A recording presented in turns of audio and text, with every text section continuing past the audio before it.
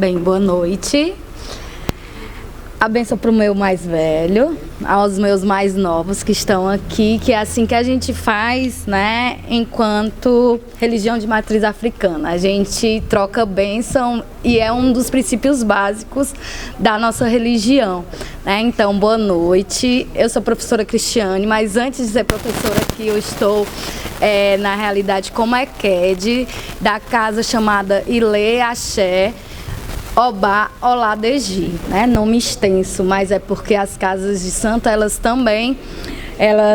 recebem um nome e que tem um significado, né? Então, eu sou EQED dessa casa. O que é que significa ser EQED, né? É a pessoa que não incorpora, né? É a pessoa que cuida do orixá, é a pessoa que está lá cuidando e sendo o braço direito, às vezes, né, pai? Do pai de santo. Então, eu sou uma adepta que não incorpora, né? Para que a gente possa também começar a entender esses processos dentro das religiões de matriz africana. O meu percurso dentro do candomblé, antes que a gente adentre algumas questões mais específicas, né? Eu entro no candomblé, na realidade, quando eu entro no mestrado, que eu conheço meu pai de santo no mestrado. Então, eu vou para estudar e me reencontro com minha espiritualidade, né? Então, eu já sou adepta da religião de matriz africana, do candomblé e da umbanda há mais ou menos 8, 9 anos, uma bebezinha, né, pai? Para quem já tem 20, 30, então, uma iniciante mesmo. Eu digo que eu sou iniciante porque tem gente que já vem nessa caminhada e nessa militância há mais tempo do que eu, né? Por isso a nossa reverência também a esses mais velhos que vieram antes da gente. É uma forma de tratar a questão da humildade, né? Que pra gente, pra nós, religião de matriz africana, é um dos princípios básicos. Então, quando me fizeram um convite, o Ebert, né, a pessoa do Ebert me fez o convite, ele pediu para eu e o pai Cleudo falar um pouco sobre essa perseguição, né? E aí, quando a gente fala sobre esse contexto também político que se encontra as religiões de matriz africana. Então, para iniciar o nosso diálogo, eu coloquei um questionamento, né, para a gente também se incomodar com algumas questões. Por que os adeptos da Umbanda e do Candomblé e suas variações, aí eu coloco a Jurema como uma delas, né, ainda são as mais atacadas por conta de sua religião?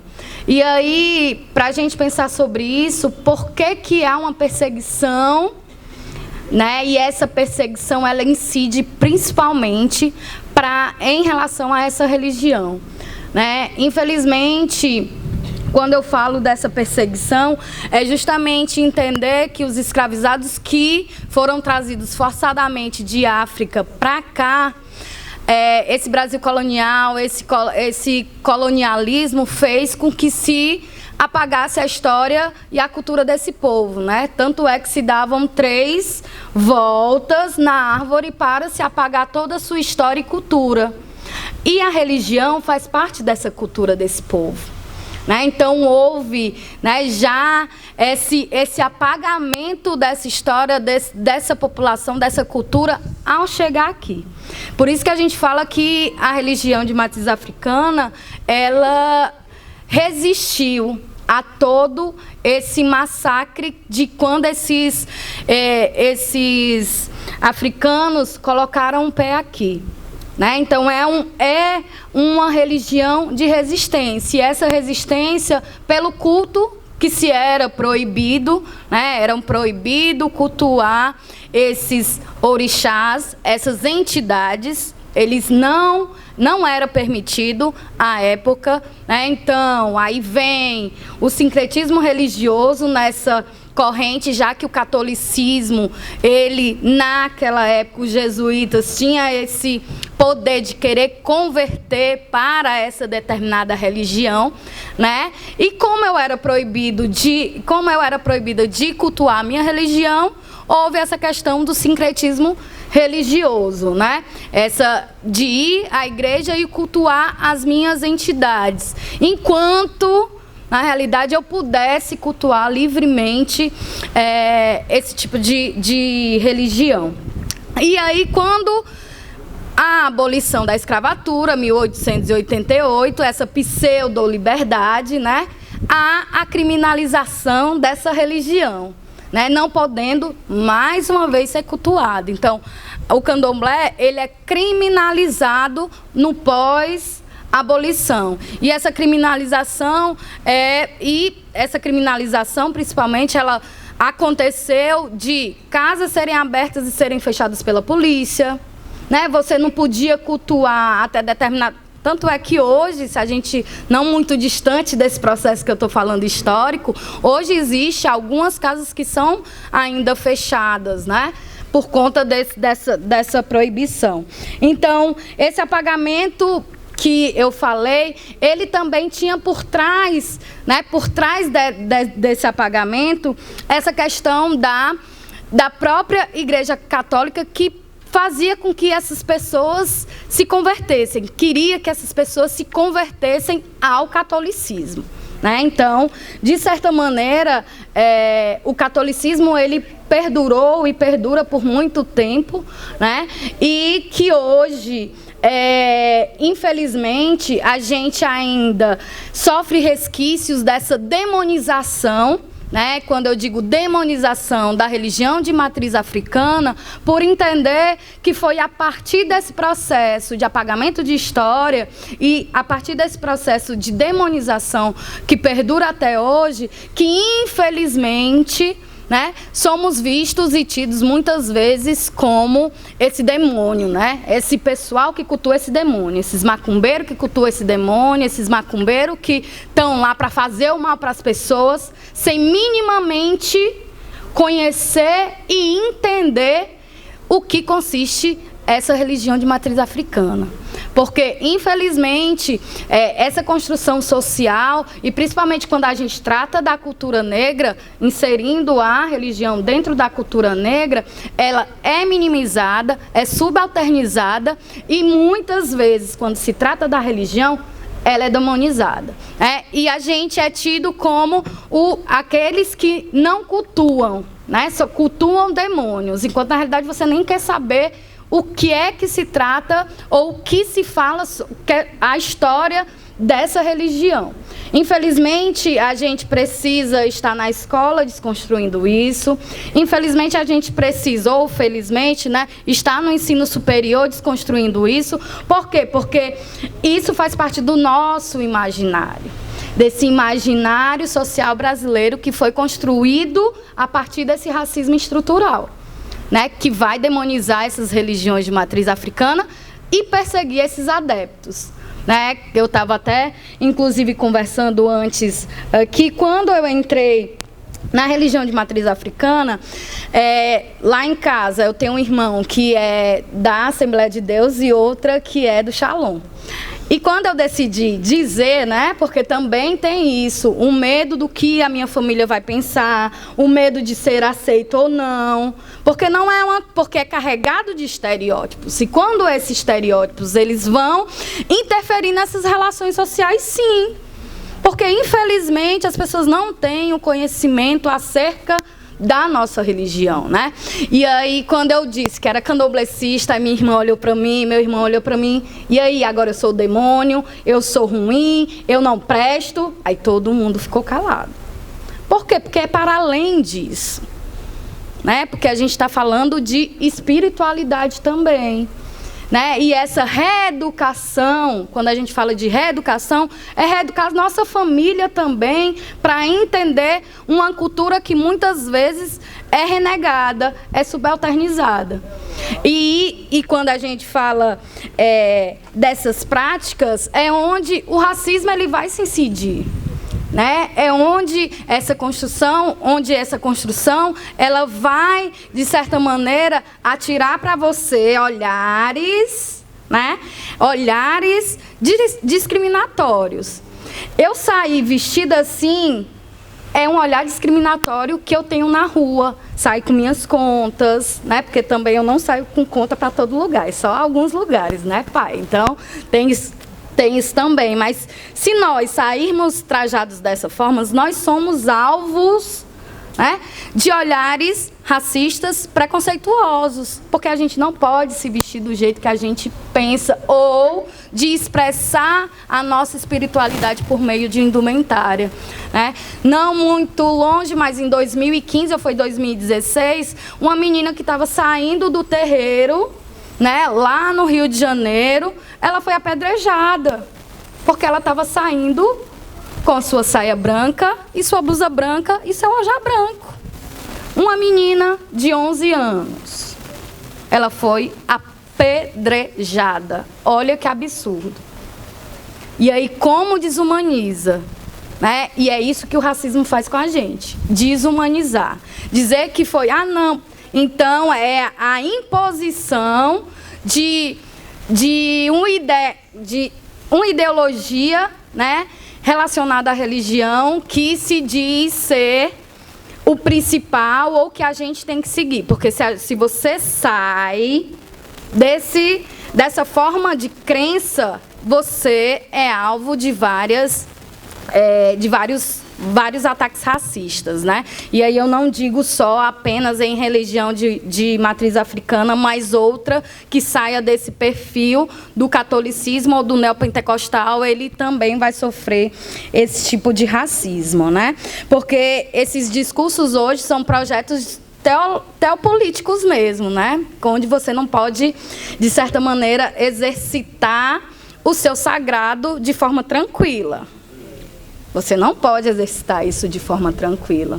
Infelizmente, ainda se reforça esse imaginário popular de que o negro é macumbeiro, que é sujo, que não presta, porque se tu, por mais que você não seja, que dia de sexta-feira você esteja todo de branco, você é taxado como macumbeiro, como se a gente só andasse de branco, né? E aí, a gente guarda a sexta-feira para a utilização, sim, né, dessa reverência ao Oxalá, como a gente diz, mas isso não quer dizer, se eu não estiver de branco, eu esteja desrespeitando. Por exemplo, como hoje eu não estou de branco. Isso não quer dizer que eu esteja desrespeitando a religião.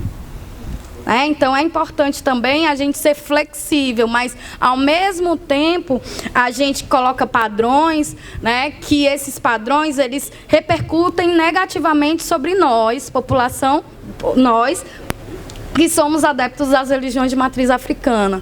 Porque no dia 13 de maio, na procissão de Nossa Senhora de Fátima, todo mundo está de branco e ninguém fala nada. Ou que paga promessa de usar o branco o mês inteiro e também ninguém fala nada. Ou quando vai para a escola, a pessoa usa branco e sabe que é do catolicismo, tudo bem. Mas se eu estou lá de branco na escola com minhas contas porque eu estou de preceito, eu sou alvo de atitudes violentas. Porque, infelizmente, né, essa questão do Estado laico, ela é para umas e para outras não, né? Só já? Ave Maria. Tá certo. Eu vou correr.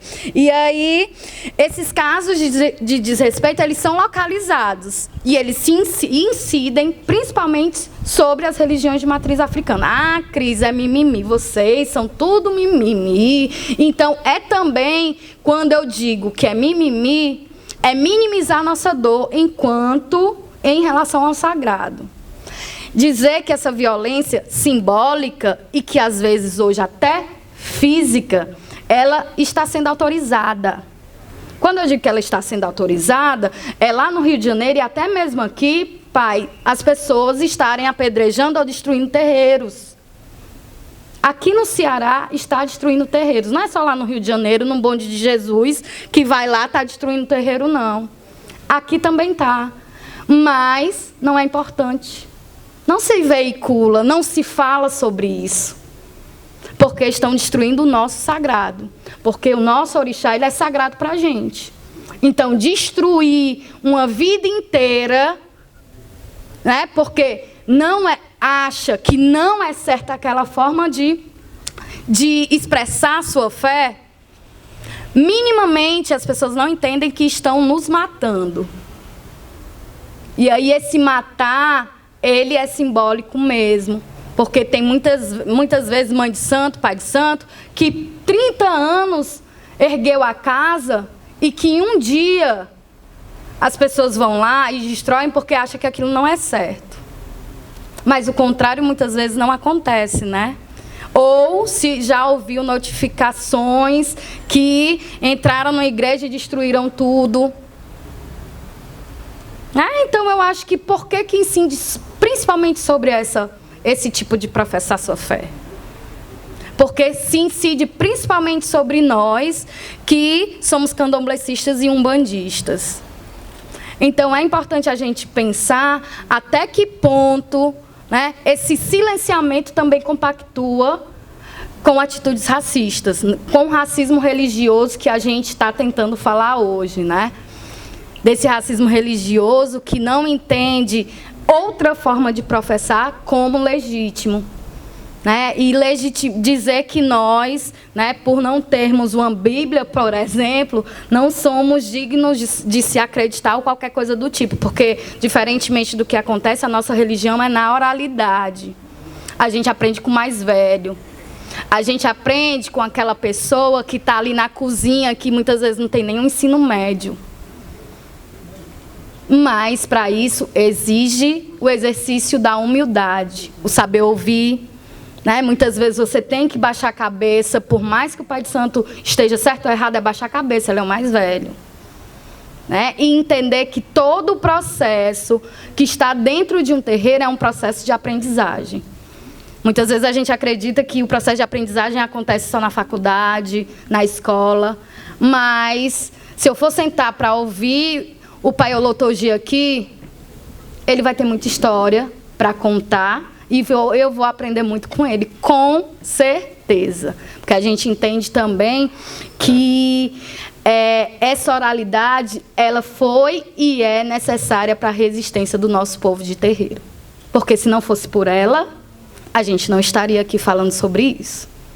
Porque o que a gente tem não está escrito ou dito lá na internet, que a gente vai buscar no Wikipedia para poder falar sobre nós. A gente aprende, né, o candomblé se vive. E essa vivência com o outro, essa vivência com o terreiro, é que a gente vem resistindo. E já terminou, né, minha fala, eu sei. 1 minuto e meio. Então, para finalizar e dar a palavra para o paiolotogia, eu anotei muitas coisas aqui, mas não deu tempo para falar mais no debate, eu acredito que dê tempo. Eu vou citar Makota Waldina, que ela é uma grande intelectual para nós, né, povo de terreiro, que ela vai dizer assim: eu não quero que as pessoas me tolerem, eu quero que as pessoas me respeitem. E eu acho que é isso. A gente quer que as pessoas nos respeitem. Respeite a nossa forma de expressar a nossa fé. Respeite o nosso sagrado. Por isso que eu acho que a gente está aqui hoje, né, paiolotogia? Obrigada. Não só aos mais velhos, mas principalmente aos homens e mulheres que construíram a história desse país. Ou os que já estavam, ou que vieram forçados. Os índios, os negros, os ciganos, os judeus e todos que vieram fazer isso. E trago uma referência da briga das indígenas, Tom e Jerry. O que existiu e o que existe, na verdade, é a briga do que tem com o que não tem. Ou seja, a briga do gato, o Tom, que é o branco, heterossexual, cristão, formado, contra os outros. E o gato também encontrou fórmula, historicamente, a partir desse momento, de enganar o branco. O gato sempre encontrou fórmula de enganar. A primeira fórmula que a gente encontrou foi a união. Aí hoje é muito difícil a gente conseguir separar o que era nativo do Brasil, o que é nativo da América e o que é africano. A gente até tenta, Você está entendendo? Mas é muito difícil, pela cor, pela comida. Aí fala em comida típica, a maioria das comidas também são de índio. Você não dá mais para... Não há cientista no mundo que consiga fazer um diagnóstico, separar o que é negro, o que é indígena. A gente é tudo a mesma coisa. Nós somos cultuadores da natureza. E a gente aprendeu com a dor. As guerras tribais que construíram barreiras na África e que acabaram se vindo ao branco e mandando para o Brasil, e nós viemos para o Brasil, junto com as guerras tribais dos índios, resolveram um momento que a fome, a necessidade uniu. Então se recriou novas formas de enfrentamento. Uma delas é o lúdico, é a brincadeira. Vamos enganar quem pensa que está nos perseguindo. Aí veio o sincretismo. Eu fingia, eu pegava uma Nossa Senhora, que para mim não tinha a transportância, fazia um buraco, o santo do pau oco, colocava uma pedra. Ali estava Iansã, ali estava Oxum. Então, na verdade, tinha algo, não éramos tão vítimas. Eu já, agora voltando um pouco para me apresentar, para dizer o seguinte: diferente de outras posturas, eu não estou aqui enquanto vítima. Nós sempre estivemos do lado de baixo, como os operários, como os camponeses e tudo, e sempre encontramos fórmulas de lubrificar. Depois nós vendemos o produto, que é o quiseram colocar a gente como bonito e tudo. Então, o que a gente tem de folclore, o que a gente tem de carnaval, o que a gente tem de cultural, também nasceu do terreiro. Então, foi outra forma, a gente, brincando de ser enganado, a gente também enganou. Brincando de ser enganado, a gente também fez uma coisa que ninguém fez. O Brasil nasceu sob a égide da polis, e a polis era uma construção grega, romana, e ninguém lembra um deus. Mas se eu falar de Iemanjá, não tem ninguém no Brasil que não conheça. Se eu falar de Oxóssi, não tem ninguém que não conheça. Se eu falar de Oxalá, ele pode até não saber o que é, mas ninguém vai botar Iemanjá no mato, Oxóssi no mar, ninguém vai fazer. O mínimo do mínimo existe. Então, assim, voltando, eu não trabalho, eu sou sacerdote, mas eu trabalhando a questão, eu não preciso, a gente usa a questão politicamente, aí é outro engano que a gente faz.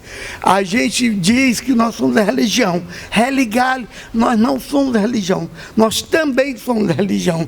Porque diferente do padre ou do pastor, que vai, abre a igreja dele e faz o culto, nós vivemos na natureza. Onde tiver uma natureza, eu me sento ali na praia, na rua, numa encruzilhada, e ali está a minha igreja. Você está entendendo? Então, é diferente. Nós também somos religião, nós somos cultura, nós somos sexualidade, nós somos a língua que a gente fala. Todo mundo fala bunda, cocô, xixi, não sei o quê. Nós também somos isso. Você está entendendo? E me apresentando a partir de onde, de que lugar, eu, enquanto branco, de pele, eu vim de Senador Pompeu, sou aluno do Senador Pompeu, e entrei na Umbanda, conheci porque era diferente, queria ser diferente. Aí tem um professor aqui que não está lembrado de mim, em 78, eu fui para um colégio chamado Padre Jordão, o objetivo do professor Manuel Guiar de Arruda, na Avenida da Universidade. E de lá surgiu a greve dos motoristas, a Unifor e algumas coisas, movimento contra a carestia, reunião da Nilda Alencar, movimento da anistia, era da feminina da anistia e algumas coisas, próximo ali do casarão. Lá eu conheci duas realidades. O religioso branco, eu me tornei, fui recrutado pelo Partidão. Depois do Partidão, rompi, fui ser prestista. Depois de prestista, virei do Gregório Bezerra e aprendi com o Gregório Bezerra que a revolução não se faz na cidade, se faz no campo. Botei isso na minha religião. E aprendi que eu já era de Umbanda, aprendi que a Umbanda poderia ser algo que também tinha solução para o povo.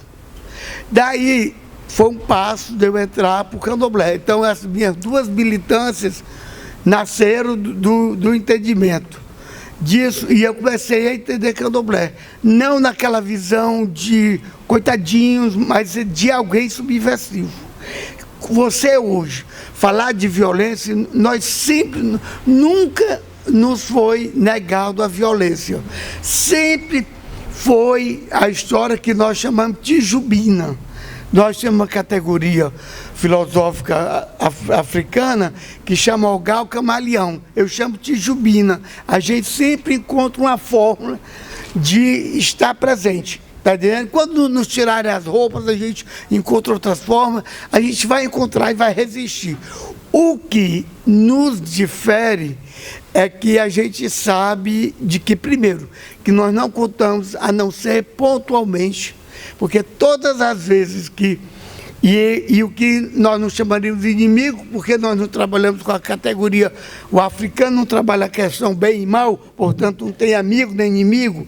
O nosso inimigo, que hoje seria, já foi o marxismo, que o povo dizia, cuidado, porque eles dizem que Marx diz que religião é o ópio do povo.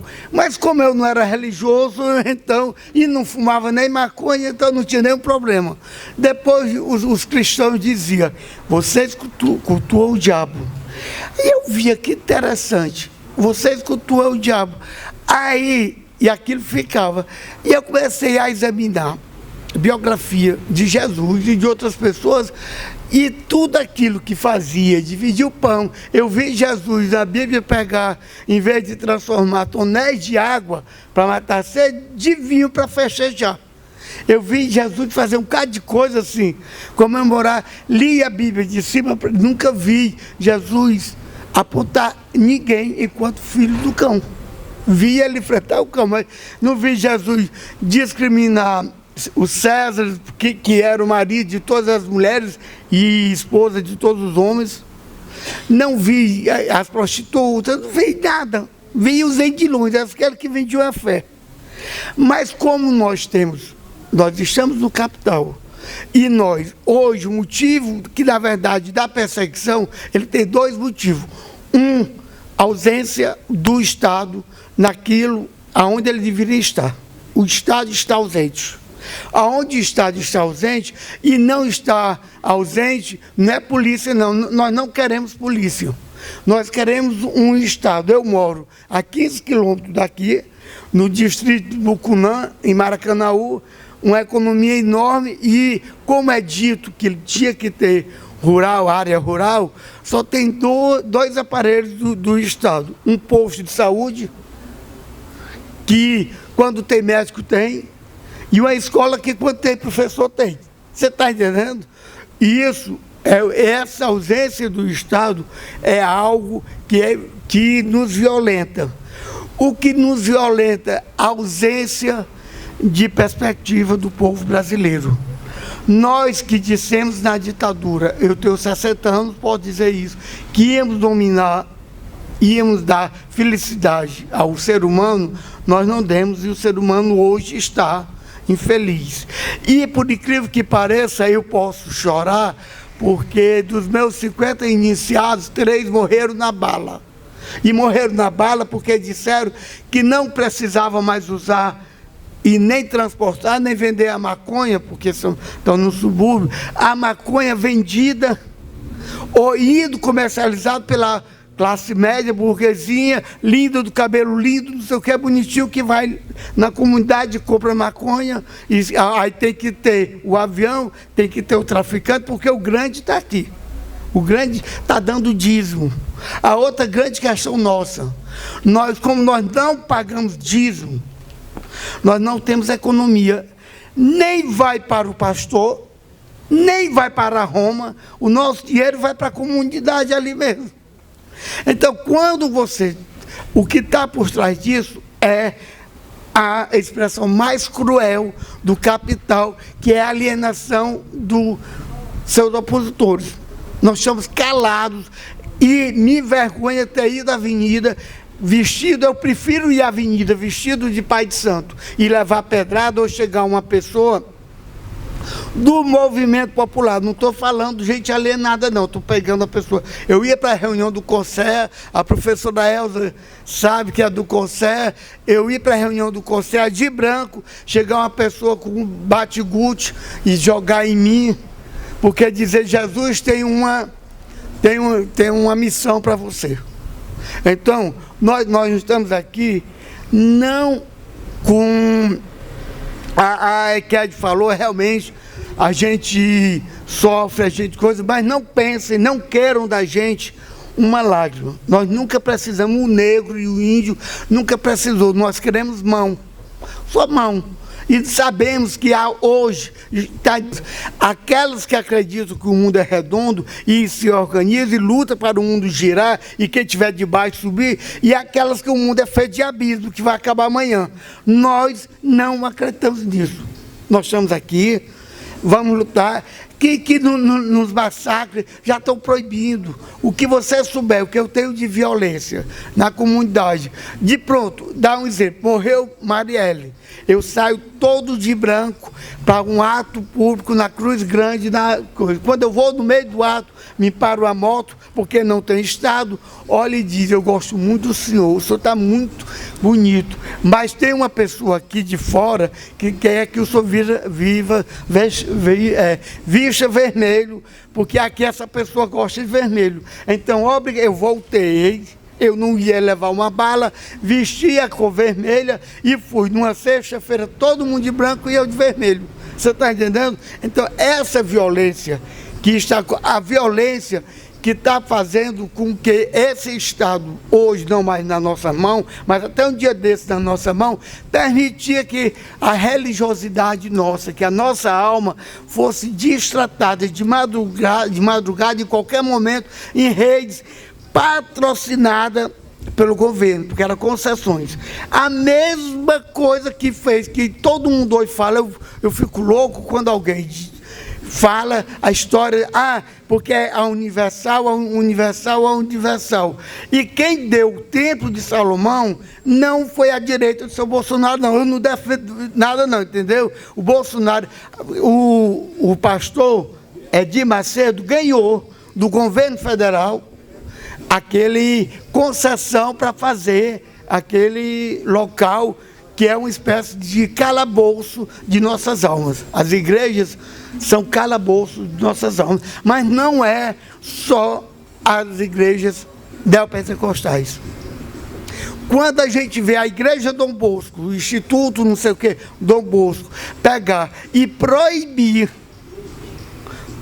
lembre-se disso, querer estar tendo uma missa no dia 20 de novembro e querer proibir para rezar latim, então essa igreja também paga ou por omissão ou paga pior ainda. Quando a esquerda dá mais ortodoxa, menos ortodoxa, permite, ou faz brincadeira com macumbeirinho, não sei o quê, ou então, agora pior ainda, eu me sinto muito mais ultrajado quando eu sou chamado para tirar foto, como se eu fosse um macaco.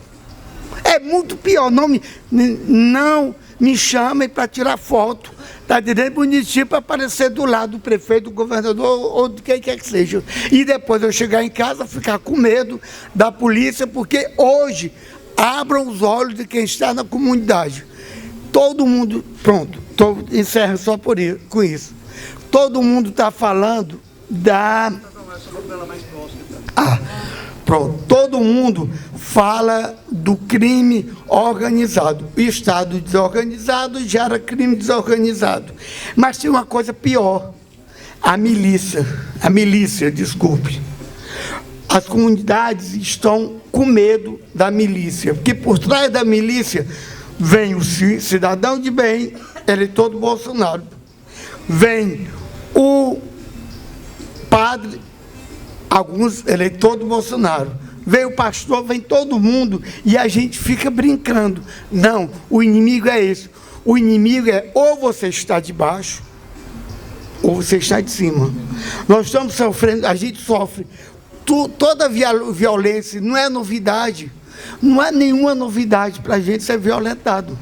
Sabe por que é que não é nenhuma novidade? Porque não há na história do Brasil, quando a gente começou a botar a cabeça para fora, e hoje alguns de nós analisam isso, na hora do governo democrático, e eu defendi esse governo, está entendendo? Que a gente foi para lá, botou a cabeça para fora, o pescoço, olha, tudo que prometeram para a gente, hoje nós temos medo, porque nós não temos, a gente pode ter todas as garantias, beijam a gente, que lindo, que maravilha, mas não nos garante o dom principal, a vida. Não garante a vida. E quem não está garantindo a vida, não adianta nada, senão nós não queremos nem comer. Hoje nos terreiros, campanha eleitoral, tem locais que você não pode, terreiro de Umbanda ou de Candomblé, tem locais, graças a Deus, ou coisa tem o tal do Uber, que você tem que andar 3 quarteirões de Uber, porque você não pode ser visto naquele local. Isso é morte. Quando folcloriza, hoje é folclore. Todo mundo quer uma contazinha, não quer saber nada. Está entendendo? Bota uma conta, bota um pano na cabeça, não sabe nem o que é aquilo. Assim, e isso, ou diz, agora eu sou de Candomblé, eu sou de Umbanda, não sei o quê, aí amanhã vira Hare Krishna, depois, você está entendendo? Nós não queremos fazer proselitismo, nós queremos um Brasil para todos, inclusive para a gente. E uma coisa interessante, cada vez mais os terreiros começam a entender o limite da democracia. Nós sofremos muito com... Nós sofremos muito com a ditadura, mas a gente lutou muito, a gente também sofreu na democracia. Sabe quando é que sofreu na democracia? Quando se tira um pai de santo da sua comunidade, bota no hotel 5 estrelas no Rio de Janeiro, e isso não é empoderamento, não. Pegar e dizer, agora vocês vão ter que brigar entre vocês e tudo. A professora Elza lembra uma discussão dessa numa conferência nacional de promoção da igualdade racial. Pegavam 80 pessoas e diziam, matem-se, briguem, que daqui só vai 40. E a gente ia ficar disputando quem era mais preto, quem era menos preto, quem era mais pobre, quem era menos pobre. Isso sim é também morte da alma. Então nós não queremos nos religar, não, porque a gente não foi religado de nada. Nós não temos essa necessidade. Nós temos a natureza, a gente quer respeito. Não nos tolerem, não nos amem, não tirem fotinha, não nos beijem, apenas nos respeitem. Muito obrigado.